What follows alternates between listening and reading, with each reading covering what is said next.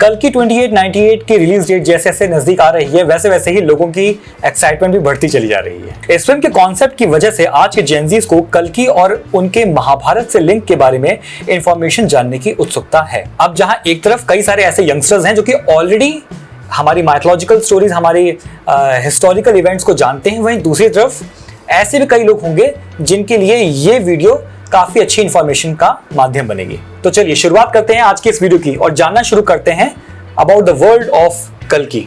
सबसे पहले आप ये समझिए कि इस फिल्म की कहानी का पौराणिक उल्लेखों से डायरेक्ट कनेक्शन नहीं है। कहने का मतलब ये हुआ कि ये फिल्म जो आप देखने जा रहे हैं, सबसे इंपॉर्टेंट बात यह है कि ये एक एंटरटेनमेंट मीडियम है। आप जब इस फिल्म को देखने जा रहे हैं तो आप इसको किसी रिलीजियस डॉक्यूमेंट्री की तरह ना देखिए। इसका मतलब है कि फिल्म मेकर्स ने जो हमारी पुराणों में जो कहानियां हैं, जो स्टोरीज हैं, उनसे इंस्पिरेशन ली है और उनके इंस्पिरेशन लेकर फिर उन्होंने ये फिल्म बनाई है। इसका मतलब ये बिल्कुल भी नहीं है कि इस फिल्म में दिखाए गए जो भी सीक्वेंसेस हैं, जो कुछ भी स्टोरी प्लॉट है, वो किसी भी तरीके से किसी पौराणिक कथा पर ही बेस्ड है स्पेसिफिकली। तो सबसे पहली बात तो हुई ये। अब आइए शुरुआत करते हैं और जानते हैं अबाउट द वर्ल्ड ऑफ कल्कि। अब अगर आप स्वयं कल्कि के बारे में जानना चाहते हैं, उसके बारे में जानने में उत्सुक हैं, तो मेरी रिकमेंडेशन होगी कि मार्केट में बोथ ऑनलाइन एंड ऑफलाइन कुछ बहुत ही बेहतरीन बुक्स अवेलेबल हैं, ऑडियो बुक्स भी अवेलेबल हैं, पीडीएफ्स भी अवेलेबल हैं। जिस भी मीडियम में आप कंफर्टेबल हो उसमें आप इंफॉर्मेशन कलेक्ट कर सकते हैं। Of course one of the most obvious examples would be कल्कि पुराण, जो कि वेद व्यास जी ने लिखा था। और कल्कि पुराण में काफी ज्यादा डिटेल्ड डिस्क्रिप्शन है उन सभी फ्यूचरिस्टिक इवेंट्स का जो कलयुग के अंत में होंगे, जिसमें कल्कि के जन्म के बारे में, उनके माता पिता के बारे में, उनके एनवायरनमेंट के बारे में, उस समय के बारे में, और जो उस टाइम के जो जैसे आप कह सकते हैं सो कॉल्ड विलेन होंगे, कली, जो बुराई का प्रतीक होंगे, उनके बारे में भी पूरी इंफॉर्मेशन दी गई है। अब अगर फिल्म की बात की जाए तो फिल्म का स्टोरी प्लॉट 2898 AD में सेट है और अगर आपने टीजर और ट्रेलर देखा है तो आप उसमें देखेंगे कि एक डेजर्टेड लैंड दिखाया गया है जहां दूर दूर तक पानी नहीं है। पानी संपूर्ण पृथ्वी से सूख चुका है, सिर्फ मिट्टी, धूल और दूर दूर तक रेगिस्तान नजर आ रहे हैं। काइंड ऑफ लाइक ड्यून या फिर स्टार वॉर्स की एक फीलिंग लुक हमें मिल रही है। ये दोनों ही फिल्में बहुत बड़ी बड़ी एपिक्स हैं। स्टार वॉर्स तो खैर एक बहुत बड़ी लेगेसी रखती है अपने आप में, और ड्यून भी अभी हाल फिलहाल में 2 पार्ट्स उसके आए हैं, काफी ब्लॉकबस्टर रही है, म्यूजिक बहुत अच्छा रहा है, फिल्म की सिनेमेटोग्राफी बहुत अमेजिंग रही है। तो कई सारे फैंस हैं, कई सारे दर्शक हैं जो कि इसको ड्यून से भी कंपेयर कर रहे हैं, उससे इंस्पायर्ड मान रहे हैं। अब पर्सनली स्पीकिंग मुझे कोई फर्क नहीं पड़ता कि अगर वो इंस्पायर्ड है भी कि नहीं।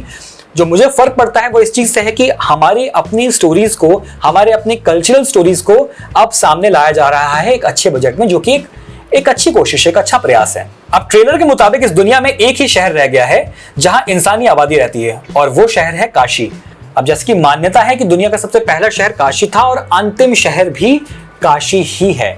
इसी शहर में है एक मेगा स्ट्रक्चर, एक इन्वर्टेड पिरामिड जिसको कॉम्प्लेक्स कहा जा रहा है। अब ये कॉम्प्लेक्स जैसे कि दिखाया गया है, ये एक ऐसी जगह है जहां पर सुप्रीम यास्किन रहता है। अब ये सुप्रीम यास्किन ट्रेलर में दिखा दिया गया है कि कमल हसन ही ये सुप्रीम यास्किन है। अब जो यास्किन है वो एक तरीके का शासक है जिसने इन इंसानों को गुलामों की तरह अपने अंडर रखा हुआ है। ये जितने भी इंसान हैं वो एक लोअर तबके में रहते हैं और इस इन्वर्टेड पिरामिड, इस कॉम्प्लेक्स में रहने वाले जो लोग हैं वो सो कॉल्ड गॉड्स हैं। और जैसे कि ट्रेलर में कहा है कि केवल एक ही भगवान है, सुप्रीम यास्किन। तो काफी चीजें क्लियर होती हैं कि यास्किन को दिखाया गया है एज इफ उसने जो भगवान का कॉन्सेप्ट है वो खत्म हो चुका है और उसने अपने आप को घोषित किया हुआ है कि वो सुप्रीम गॉड है, वही एकमात्र गॉड है, भगवान एक ही, सुप्रीम यास्किन। और जितनी भी उसके जो नुमाइंदे हैं, जो उसकी सेना है, वो इन्हीं चीजों को फॉलो करती है। ट्रेलर में कहीं भी ये चीज क्लियरली नहीं बोली गई है या दिखाई गई है कि यास्किन ही कली है, यानी कि the ultimate embodiment of evil, ऐसा नहीं दिखाया गया है अभी तक फिलहाल। लेकिन लोगों की स्पेकुलेशंस, फैन थ्योरीज यही बता रही हैं कि यही आगे चल के कली दिखाए जाएंगे। अब इस काशी में रहना बहुत मुश्किल है और जैसे कि मैंने कहा कि काशी में रहने वाले लोग जो हैं वो सपना देखते हैं कि काश कभी वो कॉम्प्लेक्स में जा सकें, क्योंकि कॉम्प्लेक्स में रिसोर्सेज हैं, वहां पानी है, वहां पे सब चीजें अवेलेबल हैं। अब इस काशी में रहने वाले जो लोग हैं वो एक गुलामी की जिंदगी जी रहे हैं, इंतजार कर रहे हैं वो किसी होप की, किसी नई उम्मीद की, एक ऐसा समय जो इस समय को पलट देगा और इस गुलामी की जिंदगी से वो आजाद हो सकेंगे। इन लोगों का ये सपना है कि वो किसी ना किसी दिन कॉम्प्लेक्स में जाके रह सकें, बिकॉज कॉम्प्लेक्स एक तरीके से उनके लिए स्वर्ग है। ये वो जगह है जहां पे सभी तरीके के नेचुरल रिसोर्सेज हैं, यहाँ पे पानी है, इसमें जाना उनका ख्वाब है। और ये ख्वाब पूरा इतनी आसानी से नहीं होता है, बिकॉज हर चीज की चूंकि एक कीमत होती है।